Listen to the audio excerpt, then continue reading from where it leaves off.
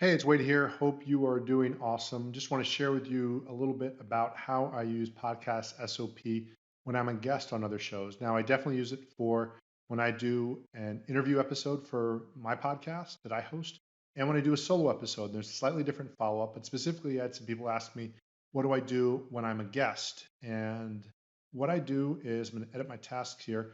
This is always evolving, so this might be slightly different by the time you hear more about this from me. I'm going to make this a little bit bigger here. And what I like to do is this: I like to, as much as possible, be the guest that I would love to have on the episode if I'm the host. So, this first one, listen to 1 or 2 episodes and write a podcast review if I'm inspired to do so. Now, this is if I'm reaching out to somebody. If somebody reaches out to me, I will still listen to their episodes if I can. I'll still look to see if I'm inspired and write a podcast interview. I'll usually get feedback from my VA. So there's a little bit of a dynamic here of balancing time. If somebody reaches out to me, I feel like there's a very good chance that they know what I'm about. I'm very likely, at least at this stage of my career, to say yes. I still do want to listen to their podcast. That's a little bit less of a critical stage for me or step for me if I'm reaching out to somebody that I'm not sure I can get on their show. And it's not so much a power dynamic, it's about a sequencing. I'll usually feel better to leave a review for them after I've interviewed with them, but that's if they've reached out to me. If I'm trying to get them to notice me, it might be better at times to write the review first. All that being said, as both a host and a guest, if the pitch is relevant to the person, I think that's my best option rather than just flattering saying, hey, I left you a review and therefore hoping that they're going to feel obligated to have me on in their show. I'm not looking to do that, but that's part of my process. And again, sometimes I'll do it in a slightly different order. The second one, apply to the show with a custom message once I've researched it or been invited. And again, this is something where I'll very often ask for help from the virtual assistant. That's not enough of a word for her, but she helps me very much. Carly does great stuff with me. And so she knows what I'm looking for in a host for a podcast. I'm looking for the same type of person that I would think I would be wanting to do business with this person, support their work. I'd want to have them on my show. So I'm also a podcast host. If I don't think that I'd want them on my show, I'm not going to reach out to them as, as somebody who'd be a guest. Because number one, it feels kind of odd to say, you have me on your show, but I don't want you on my show. And second, usually if that's the case, then there's not a synergy. There should be a match.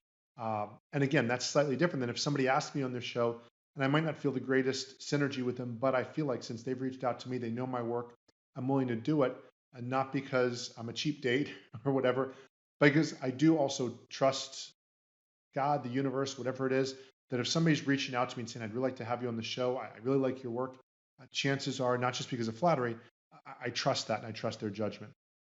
Third thing, I'll prepare my pre-interview research. That's the work that I'll do. Sometimes I'll ask my team member Carly to help me with that. I like to do my own research. If it's inside Podmatch, I'll look at their profile. I'll check out their social media, just kind of see what they're about. And then if they have a pre-interview, I'll do the pre-interview. And then number five, I'll send them a thank you video for the pre-interview. Now, I forgot to mention this up here.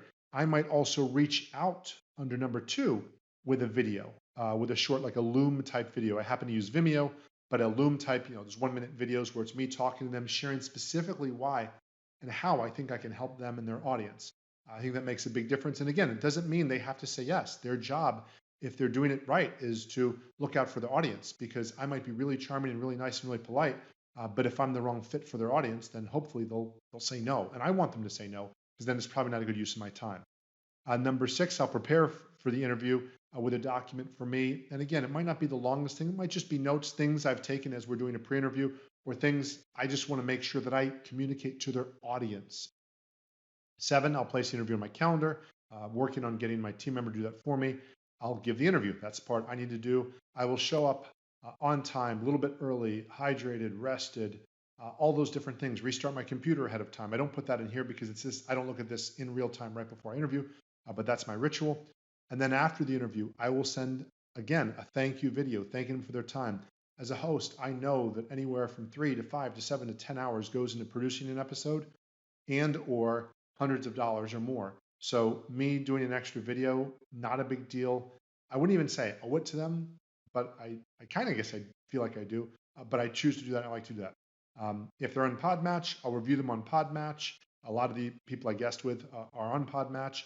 I'll connect with them on social media, usually on my main platforms. I used to connect with them on all of them.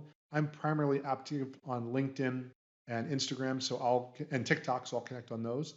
I'll write them a LinkedIn recommendation if inspired. And this is an interesting one, and it almost feels weird putting it out there because somebody that might say, well, Wade, you never wrote a recommendation for me. Number one, I didn't always do this. So if I didn't for you, feel free to send me a note and I'll tell you if I'm inspired or not. I don't know what else to tell you because maybe I'll say, no, you didn't inspire me.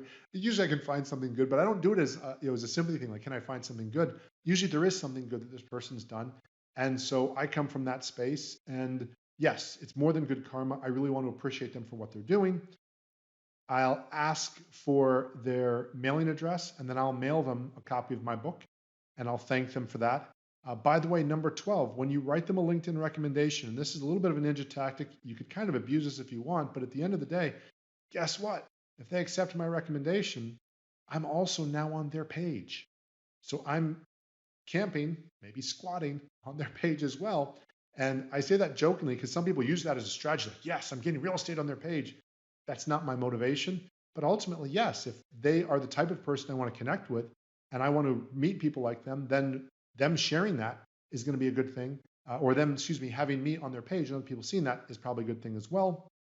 If you don't have a book, write a mini book. If you don't have a mini book, do something, share or give something. It doesn't have to be a huge monetary value, but something tangible that they can look at and feel that thing and know that that's from you. For me, that's a very important thing. Number 15, I'll comment, like, and share on social media when they post. Definitely, that to me is the absolute minimum. Even if I didn't love unless it was if it was horribly produced, I'll tell the person back, hey, I don't think you should produce this. Unless they just really were unprofessional, say, I'll be happy to re-record it with you. I've made mistakes as a host before where the audio didn't come out good or the video glitched or whatever. But as long as I think it's good, I'm going to share that on my social media posts. I'll even requeue it in the social media program I use. It's called Social Beats, kind of like Meet Edgar or Buffer where I can repost later. I will schedule my social media posts. Oh, there it is in 16 with tags. I'll tag the source. So again, I'll tag the source. So if I got them through Podmatch or PodPros, I got them through Interview Valet, Interview Connections, whatever it is, I want to give I want to give credit to that group that hooked me up with them if there is somebody that does that. And then I'm going to invite them to the podcast mastermind calls that I host. And sometimes they're mastermind calls on podcasting, some of them are just different mastermind calls. I'm shifting that, so that might shift a little. And I started doing that, and then I paused it. I'm about to restart that, so I had a little hiccup there. And then I have a program called 3-Day Weekends in 3 months. It's for entrepreneurs. It's a coaching program. And the first level of the program, at least as of this release, is a $5,000 investment for a person. And it's a large group coaching program where it's a 12-week coaching program to help entrepreneurs create a 3-day weekend lifestyle. Bottom line is it's 2 Zoom calls a week, but it's Zoom calls in a meeting room, and then people split out into little rooms where they can then share, sort of like if you're at a live event, and the speaker will say, okay, now talk amongst yourselves, like they used to say on Saturday Night Live. They'll share amongst themselves. I will share that $5,000 ticket, in essence, the opportunity to come to my program, to a person who I've either been on their show or they've been on my show. It's my way of saying thank you. It's not my private coaching, which I charge for. It's not my small group coaching, which the small group is 12 people to a Zoom group or less. So again, that's a little different, but they're still getting something of extremely high value from me. It's scalable. I can afford to do that. And right now, that's my last step. If you have different ideas, I'd love to see your ideas on what you think would be better or things you do.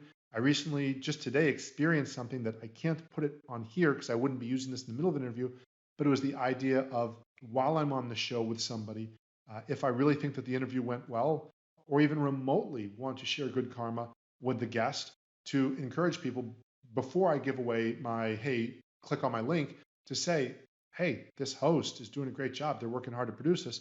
Please leave them a 5-star review, that sort of stuff. I first heard Beate Schlett do that when she was on my show, and she had heard about it from another gentleman. I forget his name at the moment. But yeah, so I think it was Tyler. I do my best to try to share that and share credit when I've learned that stuff. Hopefully that helps you. I really like Podcast SOP. I'm actually more of an Excel guy by my nature, but I love having a checklist that says, did I do something or didn't I? So hope you find this helpful. If you have feedback or questions, please let me know. I hope this helps you. And as always, I look forward to helping you impact more people, reach more people with your work, your message, and make more money in less time. Do what you do best so you can fully enjoy your family, your friends, your freedom, and your life. Thanks for listening.